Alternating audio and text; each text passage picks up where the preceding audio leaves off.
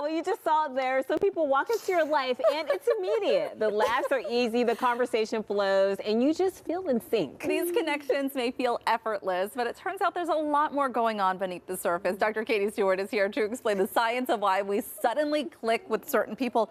This was an interesting article that I read not too long ago, but it's so true because there are people that you just have this instant chemistry with, and it just happens.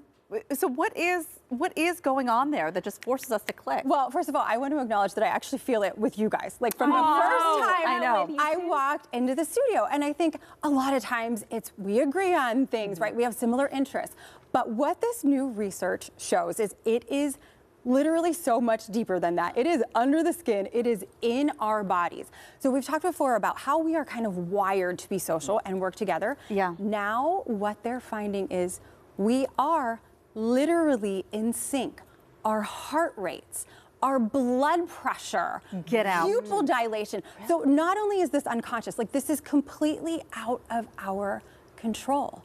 So the more we're with each other, the more we start to kind of sync up. And sometimes what happens is, you know, the people who maybe our natural rhythms are closer, we sync to them more quickly, and then we feel that seemingly instant connection. It's just easier. Yes. That's exactly it. It is easier. I'm sure you could think of people, don't say them out loud, who are easier, or maybe you do, or harder to be around. And that your body is actually working harder to sync with that person. I was gonna say, like, is that, like, if you are with someone who you don't like, the more you spend time with them, it doesn't mean that you like them anymore. Sometimes it can mean, quite honestly, the opposite. Right. So is our body like, I can't do it. I cannot sync up with this person. It's never gonna happen. Right, right. I mean, it's just, it is working really hard. So that's part of the reason why, you know, those people where you're like, that was exhausting. Yes. Because it feels like it doesn't make sense, right? Because this is happening in the body outside of your control. And really,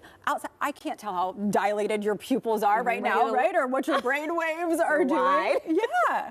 All right, so does empathy play a role in this, or maybe like some shared experiences? Yes. So this is a really, really interesting connection because it's bidirectional. If your baseline empathy is higher, generally speaking, you sync to other people more easily. Then, the more you are synced with someone, the more the empathic response comes more easily. So, like things like, we're all sitting here smiling at each other, right? Like when you smile and I smile, mirror neurons are activated. We are feeling the same thing. It's wild. The brain is kind of crazy. Like our bodies, our makeup, like the whole thing is kind of crazy. Is there a downside to the way that this works and what the study found, the research found? Yes. So I think there's a couple ways to look at this. First of all, as we said, we can be pulled into this, right? Yeah. We can be exhausted by trying to sync with somebody, or if you are particularly synced with someone, you're with them around, maybe your husband, right? Okay. And he's particularly stressed.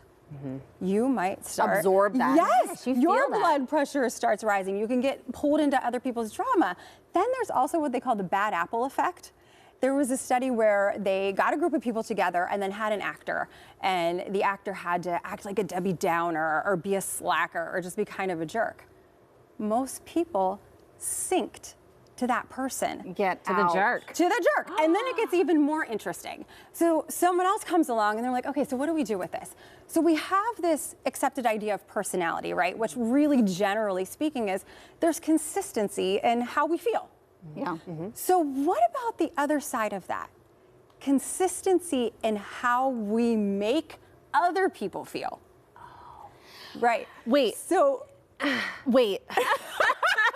Okay, well, I just want to go back because I'm thinking automatically like of a high school and the popular kids and mean, you know. But let's just say that there's a popular kid who is not mean, but all these people gravitate naturally and like it's almost like they're trying to sync with them. Do they have a more powerful presence, aura, something like that? Yes, so that's actually called, what they named that is affective presence. That's how we make other people feel. But interestingly, when they figured out, like, okay, this is what it is and how do we measure it?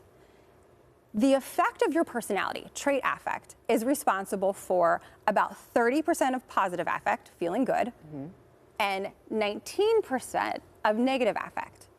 someone else's bad juju, so their affective presence, accounts for about 23% of negative affect. Oh gosh. And only 10% positive. So someone else's bad juju can affect you almost as much as your personality. Oh, well, this is good here. Like, because when I'm thinking of, when I'm thinking of like the opposite of someone who you're syncing with, someone who you just have an aversion to, like right off the bat. What do you do with that situation? How do you deal with that? Right. So that's a great question, and that's old stuff too. Carl Jung, who was one of Freud's students, he said when you immediately don't like somebody, you are acknowledging your shadow self in that person, your insecurities, your fears, your anxieties. Interesting. Now that we can measure these things, it might just be that your rhythms don't sync. And so it's what we talked about before. Heartbeats are different. Yes, our blood pressure is different. I can't do anything about my blood pressure. They're that bad apple. Not a good person. Yes, they're that bad apple, kind of bringing people down. I should throw out there, I do think people should change or can change. Yeah. But interesting. Yeah. So maybe we just pay a little more attention and don't put ourselves in those situations anymore. Amazing. So interesting. Thank you. Man.